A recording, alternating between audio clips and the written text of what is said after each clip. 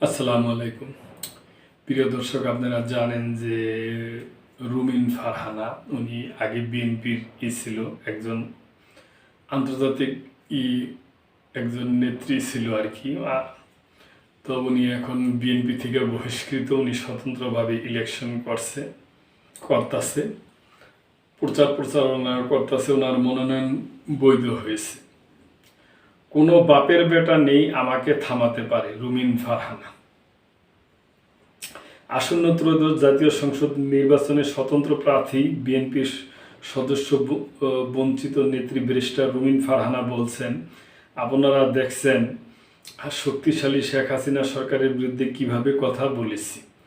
যে অন্যায় করবে তার বিরুদ্ধে আমি বলে যাব, আমি শেখ হাসিনাকে চোখ রাঙ্গায় চলে আসছি, আর কোনো বাপের বেটা নেই আমাকে থামাতে পারে।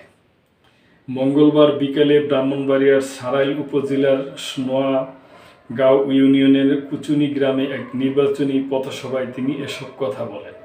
তিনি বলেন, আমার ভরসা আল্লাহ তাআলা, আমার ভয় আল্লাহকে। জমিনে ফয়সালা হয় এটা আমি বিশ্বাস করি না, তাই জমিনের কাউকে আমি ভয় করি না।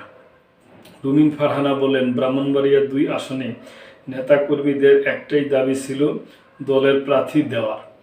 এমন তো না যে দলের প্রার্থী ছিল না, কিন্তু ভাড়া করতে হইল প্রার্থী। সেই প্রার্থীর মার্কা খেজুর গাছ। এখন শুনতে হয় ধানই নাকি খেজুর গাছ। তিনি বলেন, আমি যদি কই হাঁস হইল বাঘ, খেজুর গাছ হইল মরুভূমির গাছ, আর ধান হইল আমাদের প্রাণ। চাঁদাবাজ, ব্যবসা দখলদারি ও বালু লুটকারীদের প্রতি হুঁশিয়ারি উচ্চারণ করে রুমিন ফারহানা বলেন, নির্বাচনে এক দল যাবে আর এক দল আসবে, তাই বলে 2 মাসে 200 কোটি টাকার মালিক হতে হবে তা কিন্তু ঠিক না। মানুষ কিন্তু এমনিতে কিছু বলে না, কিন্তু মানুষ জেগে উঠলে কি অবস্থা হয় 5ই আগস্ট সেটা শেখ হাসিনা টের পাইছিল। প্রসঙ্গত, ব্রাহ্মণবাড়িয়া 2 আসন থেকে স্বতন্ত্র হিসাবে লড়ছেন রুমিন ফারহানা।